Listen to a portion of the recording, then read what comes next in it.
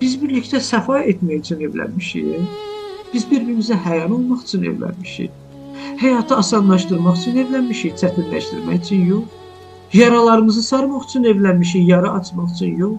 Birlikdə yaşamaq yaşamaqdır. Sevməkdir, sevilməkdir, dəyərləndirməkdir.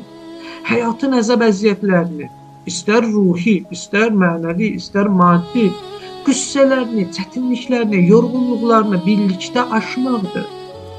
Mən tək aşacamsa bunları tək yaşayardım da. Niyə evlənmişəm? Bir-birimizin əzabı olmuyor.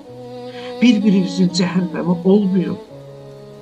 Bəzi əzablar maddidir. Buna dözmək mümkündür, yüngüldür çünki.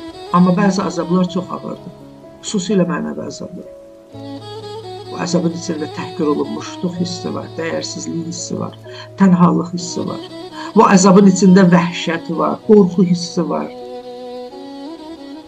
Yəni bunların ən yüksək zirvəsini yaşayan insan, acı çəkən insan dərk olunmaya bilərmi həyat yoldaşı tərəfindən?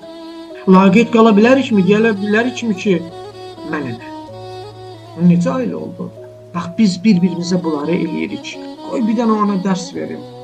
Bunlar cəhənnəmdir. Cəhənnəmin özü bunlar. O ailə adamın cəhənnəmi olar. Həm bu dünyada, həm bu dünyada.